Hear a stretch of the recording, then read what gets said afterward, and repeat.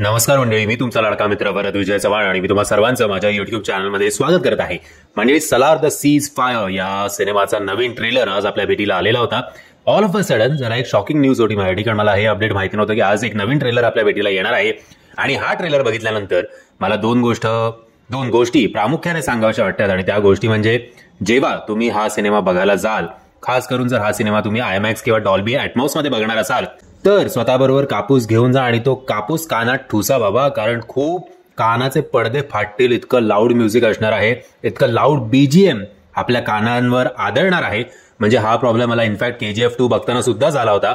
Dolby ॲटमॉस मध्ये मी तो बघितला होता आणि एक पॉइंटला जेव्हा संजय दत्त आणि यश यांची मारामारी होते तेव्हा बापरे, म्हणजे मी असं कानात बोटं टाकून बसलो होतो की ते सहन होत नव्हतं आणि वाट लागली होती कानांची. आणि हा सिनेमा बघताना सुद्धा तसंच वाटणार आहे की जर कुठल्या सिनेमाचं बीजीएमचं म्युझिक समजा 5 डेसिबल्स असेल मॅक्स टू मॅक्स, तर प्रशांत नील आणि या सिनेमाच्या मेकर्सनी ते बीजीएमचं लेवल जी आहे ती 10 डेसिबल्स एवढी ठेवलेली आहे. बाकी स्टोरी तर आपल्याला माहितीच आहे, तोच सगळा काळोख, तेच सगळे दाढीवाले मिशीवाले चेहरे आणि तेच काळी वस्त्र आणि तेच काळे टिके, फक्त इकडे नाकात पृथ्वीराजनी काहीतरी घातलंय तेवढाच भाग निराळा. आणि दुसरा पॉइंट, हा ट्रेलर बघून मला जो पॉइंट ऍक्च्युली आवडला तो म्हणजे शरद केळकर यांचा आवाज. जेव्हा शरद केळकर आणि प्रभास यांचं कॉम्बिनेशन आपल्या समोर येतं ते नक्कीच खूप वर्थ वॉचिंग आहे. आदिपुरुषला कितीही क्रिटिसाइज केलं तरी सगळ्या लोकांनी शरद केळकरच्या आवाजाला मात्र नक्कीच अप्रिशिएट केलं होतं. तसंच इकडे सुद्धा आपल्याला बघायला मिळत आहे. आवाजामुळे प्रभास जो आहे तो त्याचा डॉमिनन्स जो आहे, त्याचा इम्पॅक्ट जो आहे, मे बी ओरिजिनल त्याच्या तेलुगू जेव्हा तो लँग्वेज बोलतो तेव्हा तो जास्त कम्फर्टेबल असेल, बट हिंदीमध्ये जेव्हा शरद केळकर त्याला आवाज देतो या कॉम्बिनेशनला काही तोड नाही.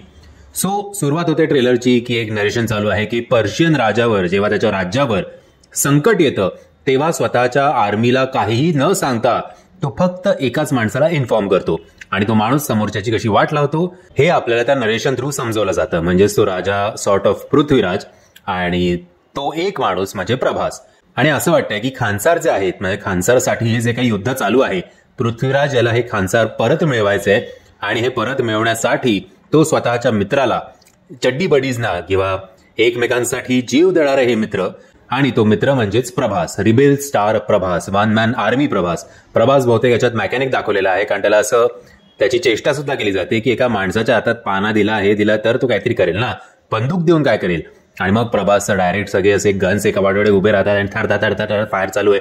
म्हणजे या सिनेमाचा ट्रेलर बघताना मला असं वाटलं की प्रशांत नील यांनी जेव्हा स्क्रिप्ट लिहिली असेल तेव्हा डायलॉग्सपेक्षा जास्त bullets firing, gun shots, BGM, loud BGM, mild BGM असंच काहीतरी अर्धी पानं स्क्रिप्टची भरली असावी असं एकंदरीत मला वाटतंय.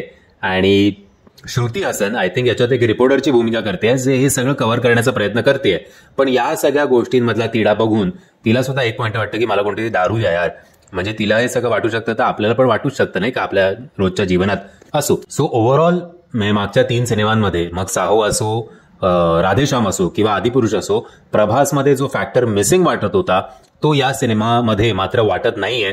असं वाटतंय की प्रभास फुल ऑन परत ऍक्शन मोडमध्ये परत त्याच फॉर्ममध्ये तो आपल्याला दिसणार आहे आणि हे बघून सगळ्यांना खूप आनंद होईल. नो डाऊट आता प्रभासचं एक मध्ये जे काही स्टेटमेंट आलं होतं ते स्टेटमेंट बघून प्रभासचे काही फॅन्स सुद्धा भडकले होते, कारण प्रभासने असं म्हटलं होतं की प्रशांत नील, माझ्या 21 वर्षांच्या करिअरमध्ये प्रशांत नील हा सगळ्यात बेस्ट डिरेक्टर बरोबर मी काम केलेलं आहे.